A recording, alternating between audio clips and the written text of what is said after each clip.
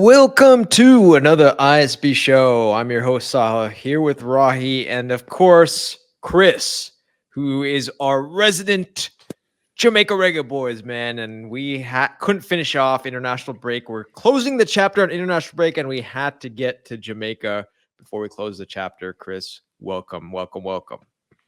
Thanks for having me back, fellas. Let's talk what Jamaica did, and the day wasn't too shabby. Chris, top of the group. The Honduras game. Let's start there. But they got it done against Honduras.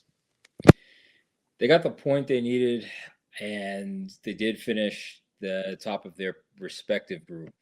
So we got to give them credit for that. Second consecutive quarterfinals for the Nations League.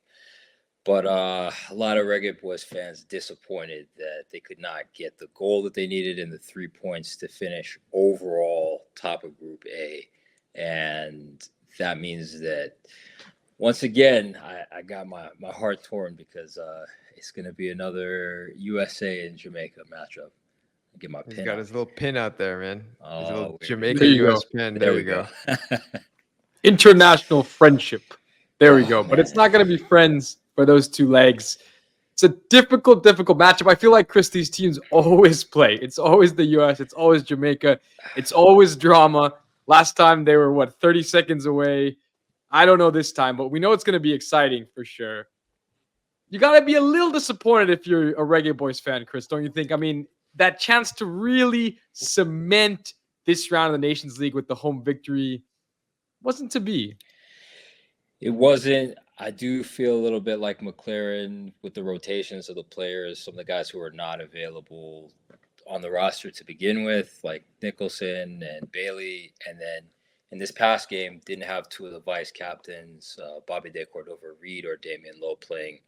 Maybe them being on the park would have given that extra push for them to get that goal that they needed. But hey, they find themselves in a situation where they've got to go up against one of the, I think now that you can call them the three CONCACAF powers, Mexico, the US, and I think Canada's in there now too. So yeah, but before getting on, you guys are both a little bit like dour on the Jamaican performance. I mean, they won the group, guys. I mean, it's you gotta think like Chris, this could have gone a lot worse starting after the Cuba match. We didn't know where it was gonna go.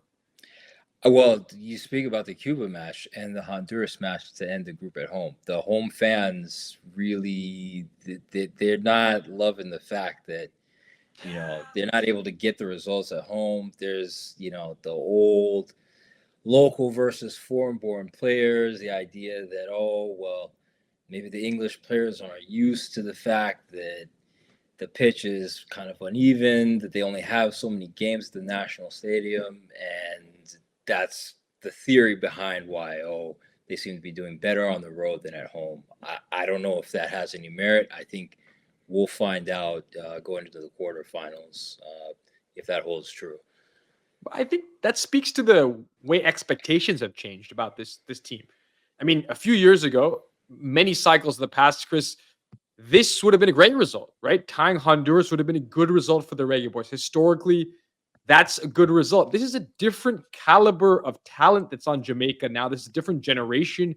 The expectations, I think, are very different because I do believe that this is the most talented we've ever seen Jamaica, or at least in a while, since maybe the 98 squad. So the expectations are very different. This is a team that we think should be competing, certainly should qualify for a World Cup, certainly should be competing at the highest levels of CONCACAF.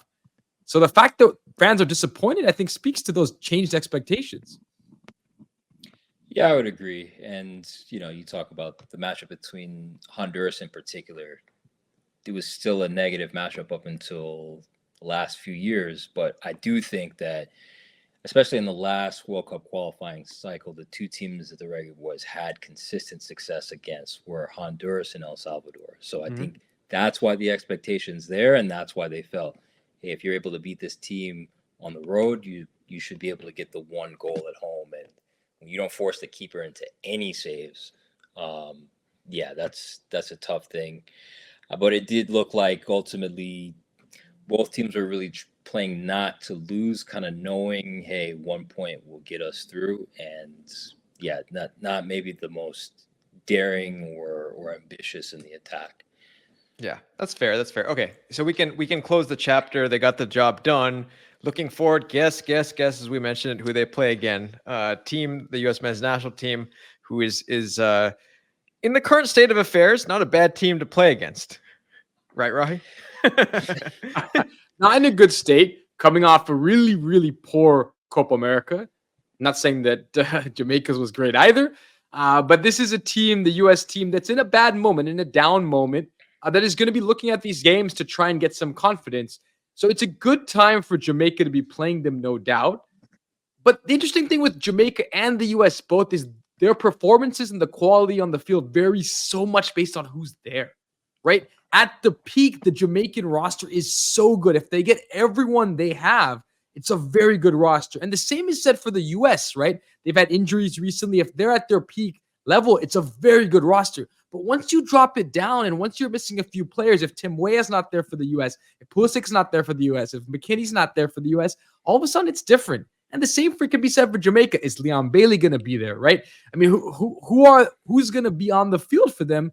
And it changes a lot of the conversation.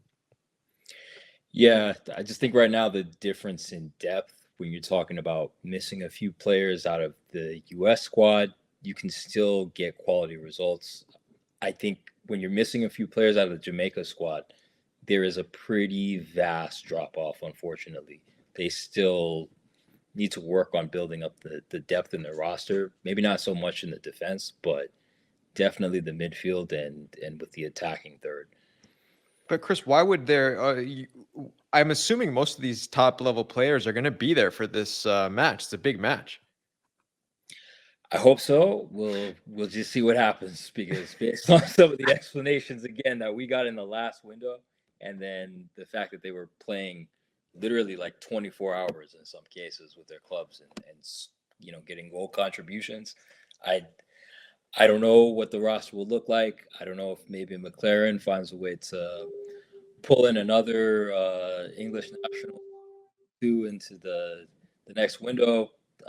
The Greenwood paperwork that I don't know what's going on with that and Pika right now. So just a lot of unknowns, and yeah, like Rahi said, we really won't know how to project how either team's going to do until we get those roster drops on the field. Yeah, until they drop that beautiful roster that comes out every time with all the beautiful graphics. We have literally no idea who's going to be there, because with Jamaica, it's just, I mean, the excuses and what happens is mind blowing. I mean, sometimes it's someone's angry at the federation, passport's not coming through, whatever it might be. You never know. So until the roster comes out, I'm not making any predictions, Chris.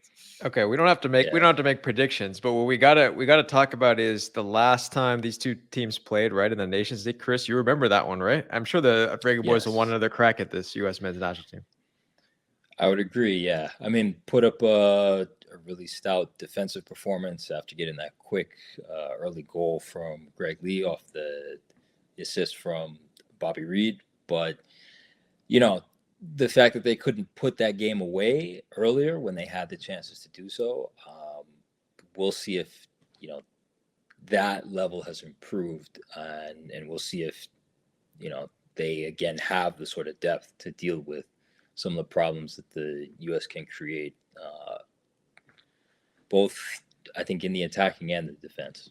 Yeah, I have a bone to pick with Jamaica, because by them giving up that game, it prolonged the stay of our manager, Greg Berhalter, who was eventually fired. But had Jamaica only held on, he would have been fired a few months earlier like he should have been. So, Reggae Boyz, come on. That's key, too. You're talking about two pretty brand new coaches. Pochettino's is going to be his first competitive match. McLaren, this is only going to be his fifth. So, yeah, the fact that the coaches are, just getting to know their squads as well. We'll see how the coaching plays into what happens. Yeah, it'll be a fascinating encounter. I'm excited for it. I can't wait. It'll be, just a little under a month away, and I think it should be exciting for the CONCACAF Nations League. But before we finish, guys, for all the Reggae Boyz fans out there, I know this is a Reggae Boyz video, but we got to talk, guys, about Suriname real quickly, because, man, boys, this team makes it to the quarterfinals of the CONCACAF Nations League. I mean, guys, this is amazing. We all know Geraldo Becker. Geraldo Becker, a top-level player, plays at Real Sociedad, was previously in Berlin. But man, what a performance and what a result for this team. Incredible moment for this team to make the quarterfinals of a Nations League, have the chance to play Canada now. Look, you never know. Incredible moments. They're going to have a home game, right? In the 2 legs, they're going to have a home game in Suriname. I can't imagine the atmosphere for that one. This is why you watch the game. This is why we love international soccer. This is why we love the break, because you always have stories like this. I mean, who would have predicted this, at the beginning of this, when this league started? Can't help but be excited about this for Suriname. Yeah, had to go and get a 5-1 win over Guyana, and then help from Costa Rica in order to make it in. But yeah, this is a team that's been growing over the past several years. They're trying to utilize their diaspora with getting some of those Dutch Surinamese dual nationals, and maybe they've got the right combination to pull off the upset against Jesse Marsh in Canada. Yeah, we'll definitely preview that match as we get closer for all the Surinamese fans. Going back to the Reggae Boyz, though, and we'll finish there with the Reggae Boyz. So, Chris, what do you got to say for all you Reggae Boyz fans? You enjoying these videos, please subscribe to the channel. We'll take it. Chris, take it away. What do you got to say to close out this international break window? Shout out to the Reggae Boyz. Congrats on another Nations League quarterfinals appearance. And yeah, believe them, man. We'll see how they look going forward.